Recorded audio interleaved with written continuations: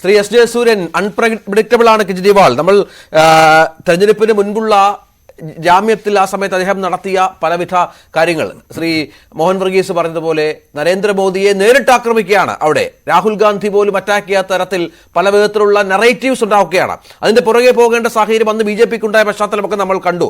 അമിത്ഷായ്ക്കടക്കം അതിൽ മറുപടി പറയേണ്ടി വന്ന പശ്ചാത്തലം നമ്മൾ കണ്ടു. അങ്ങനെയുള്ള കെജ്രിവാളാണ് ഇപ്പോൾ ജയിലിന് പുറത്ത് ശക്തനായി നിൽക്കുന്ന കെജ്രിവാൾ ആണിപ്പോൾ പറയുന്നത് താൻ മുഖ്യമന്ത്രി സ്ഥാനം രാജിവെക്കുകയാണ്, ജനങ്ങൾക്കിടയിലേക്ക് ഇറങ്ങിപ്പോവുകയാണ് എന്ന്. BJP പേടിക്കണ്ടേ? BJP പേടിക്കേണ്ട കാര്യമൊന്നുമില്ല. ഇവിടെ കേജ്രിവാളിന്റെ ഗതികേട് കൊണ്ടാണ് അദ്ദേഹത്തിന് ഈ ഒരു സ്റ്റാൻഡ് എടുക്കേണ്ടി വന്നത്. അത് വളരെ വ്യക്തമായി നമുക്കറിയാം.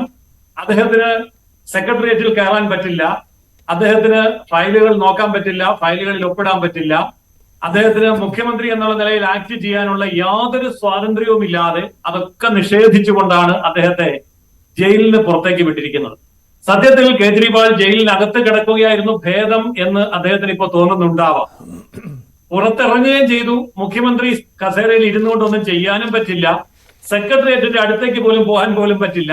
അങ്ങനെയുള്ള ഒരു സാഹചര്യത്തിൽ അദ്ദേഹത്തെ സംബന്ധിച്ചിടത്തോളം തന്റെ പാർട്ടിയെ നിലനിർത്തുക എന്നുള്ള വലിയ ബാധ്യത അദ്ദേഹത്തിന്റെ മുന്നിലുണ്ട്. ആ പാർട്ടിയെ പിടിച്ചു നിർത്തണം. ആ പാർട്ടിയെ പിടിച്ചു നിർത്താൻ പറ്റുമോ എന്നുള്ള ഭയം ഇന്ന് അദ്ദേഹത്തെ പിടികൂടിയിരിക്കുകയാണ്. ഇവിടെ ലാലു പ്രസാദ് ഒക്കെ ചെയ്തതുപോലെ സ്വന്തം ഭാര്യയെ മുഖ്യമന്ത്രിയാക്കാനുള്ള പിന്തുണ തേടാൻ വേണ്ടിയല്ലേ 2 ദിവസം അദ്ദേഹം സമയം ചോദിച്ചിരിക്കുന്നത്? അല്ലെങ്കിൽ പുറത്തിറങ്ങിയ ഉടൻ തന്നെ എന്റെ കൈകൾ കെട്ടപ്പെട്ടിരിക്കുകയാണ്, എനിക്ക് സെക്രട്ടേറിയറ്റിൽ പ്രവേശനമില്ല, ഞാനിതാ രാജിവെക്കുന്നു എന്ന് പറഞ്ഞുകൊണ്ട് രാജിവെച്ചാൽ പോരെ? എന്നിട്ട് നിയമസഭ പിരിച്ചുവിടാൻ ശുപാർശ ചെയ്താൽ പോരെ? എന്നിട്ട് ഇലക്ഷനെ നേരിട്ടാൽ പോരെ? ഇതൊന്നും ചെയ്യാനുള്ള ധൈര്യം ഇന്ന് അദ്ദേഹത്തിനില്ല. അദ്ദേഹത്തിന്റെ മുമ്പിൽ അലുത്തലുത്തില്ലാതാകുന്ന ലയിച്ച് തീർന്നുകൊണ്ടിരിക്കുന്ന സ്വന്തം പാർട്ടിയെ പിടിച്ചു നിർത്താൻ, തന്റെ അണികളെ ആശയക്കുഴപ്പത്തിലാക്കാൻ, അണികൾക്കിടയിൽ ഒരു ഷോക്ക് കൊടുക്കാൻ, ആ ഷോക്കിന്റെ പേരിൽ പാർട്ടിയെ സംരക്ഷിക്കാൻ മാത്രമാണ് ഇപ്പോൾ നടത്തിയിരിക്കുന്ന പ്രഖ്യാപനം. ഇത് BJPയെ തരിമ്പും ഏശിപ്പിക്കുന്ന കാര്യമല്ല.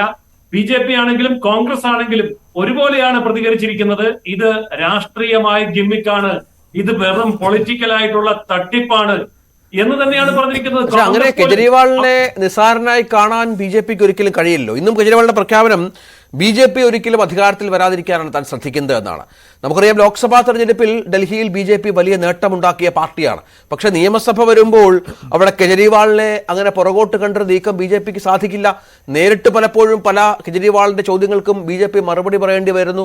കോൺഗ്രസിനെ ഒരുപക്ഷെ രാഹുൽ ഗാന്ധിയേക്കാൾ BJP പേടിക്കുന്നത് കെജ്രിവാളിനെ ആയിരിക്കും. അല്ല, അങ്ങനെ ഒരു അവസ്ഥ ഇന്ന് കേജ്രിവാളിന് ഇല്ല എന്നാണ് ഞാൻ പറഞ്ഞത്.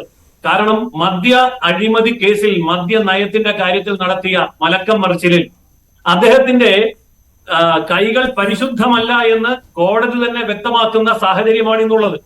അപ്പോൾ അദ്ദേഹത്തെ സംബന്ധിച്ചിടത്തോളം ഇപ്പൊ സോറന് ജാമ്യം കിട്ടിയതുപോലെ, ജയലളിതയ്ക്ക് ജാമ്യം കിട്ടിയതുപോലെ എന്തുകൊണ്ടാണ് കേജ്രിവാളിന് ജാമ്യം കിട്ടാൻ ഇത്രയേറെ വൈകിയത്? അത് തന്നെ വളരെ വ്യക്തമാണ്.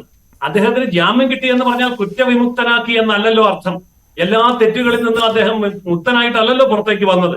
വളരെ കർശനമായിട്ടുള്ള വ്യവസ്ഥകൾക്ക് വിധേയമായിട്ടാണ് പുറത്തേക്ക് വന്നത്. അദ്ദേഹം കുറ്റവാളി തന്നെയാണ്. അദ്ദേഹം സംശയിക്കപ്പെടുന്ന തരത്തിലുള്ള നിരവധി കുറ്റങ്ങൾ ചെയ്യപ്പെട്ടിട്ടുണ്ട്. നിയമത്തിന് മുമ്പിൽ കുറ്റവാളിയാണ്, വിചാരണ നേരിട്ടുകൊണ്ടിരിക്കുകയാണ്.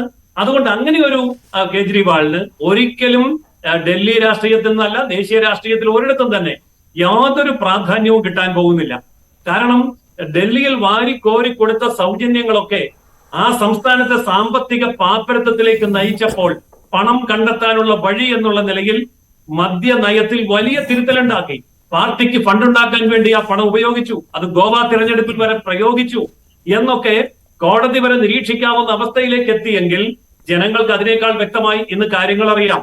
അതുകൊണ്ട് സമ്പൂർണ്ണ പരാജയത്തിലേക്ക് നീങ്ങുന്നതിന് മുമ്പ് അല്പമെങ്കിലും പിടിച്ചു നിൽക്കാനുള്ള അവസാനത്തെ അടവു നയം, അത് മാത്രമാണ് ഇന്ന് കേജ്രിവാൾ പൊരുതിക്കൊണ്ടിരിക്കുന്നത്, പയറ്റിക്കൊണ്ടിരിക്കുന്നത്. അതുകൊണ്ട് BJPയെ സംബന്ധിച്ചിടത്തോളം കേജ്രിവാളിന്റെ ഒരു നീക്കവും, അദ്ദേഹത്തിന്റെ ഒരു പ്രസ്താവനയും, അദ്ദേഹത്തിന്റെ ഒരു നിലപാടും ഇന്ന് BJPയെ ഭയപ്പെടുത്തേണ്ട യാതൊരു കാര്യവുമില്ല. മറ്റൊരു രാഷ്ട്രീയ സ്വാധീനവും അദ്ദേഹത്തിന്റെ ഈ ഒരു നിലപാട് കൊണ്ട് ഉണ്ടാകാൻ പോകുന്നില്ല.